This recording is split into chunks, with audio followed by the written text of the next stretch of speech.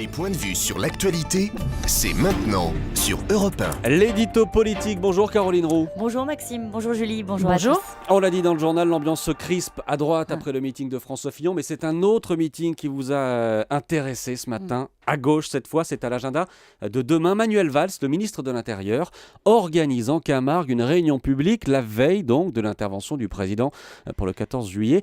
Pourquoi est-ce que ce meeting est si important d'après vous ? Parce qu'il aura un sens politique. Je vous plante le décor. C'est pas un meeting comme les autres. L'image est soignée et ne doit rien au hasard. Un banquet républicain, 300 personnes, des militants, mais aussi des amis de Manuel Valls, des hommes, des femmes qui croient en lui, comme on le dit au ministère de l'Intérieur. Le tout dans une manade où on élève des jeunes chevaux en plein cœur de la Camargue. La politique aime les symboles.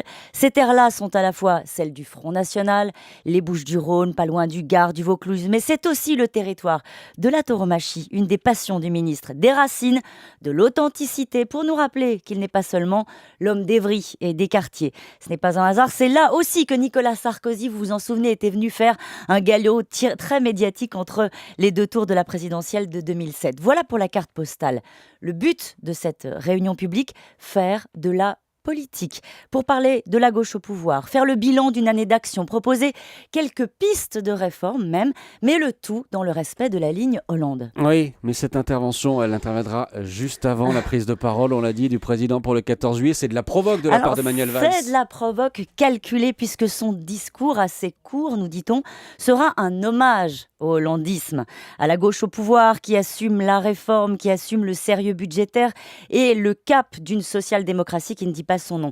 Et s'il le fait, c'est avec une arrière-pensée tactique très raffinée. Manuel Valls a toujours été, vous le savez, considéré dans son parcours au PS comme le droitier, à la marge, capable de bouger les lignes sur la sécurité, sur l'immigration, capable parfois d'aller trop loin, comme il l'avait fait, vous vous en souvenez, sur les 35 heures. Il avait suscité une bronca au Parti socialiste. Aujourd'hui, le ministre est persuadé que François Hollande, en assumant une gauche responsable, est en train tout simplement de faire la mue idéologique du PS. Et Valls se voit désormais en centre de gravité des socialistes. Il était marginal, vous le comprenez, il devient aujourd'hui rassembleur. C'est ça qu'il va tenter de laisser infuser pendant les vacances. Bon, et c'est quoi l'idée derrière ? Manuel Valls essaie de se placer pour Matignon ? Ça vous a donc pas échappé ? Bien sûr, c'est de cela qu'il s'agit. Manuel Valls n'est pas n'importe quel ministre, c'est l'homme politique préféré des Français. Il est même celui qui fait rêver les Françaises, selon un sondage pour le magazine Elle.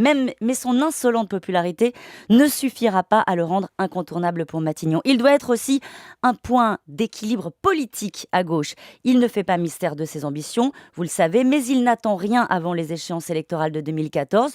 Pour l'instant, il doit faire allégeance à François Hollande et en même temps s'imposer à lui tranquillement comme une évidence politique. Il a choisi de le faire en lui grillant la politesse un jour avant son intervention du 14 juillet.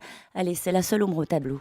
Manuel Valls au milieu des taureaux et des chevaux camarguais, ce sera l'une des images de ce week-end et on suivra ça évidemment sur Europe 1. C'était l'édito politique d'Europe 1 Matin. Merci Caroline Roux.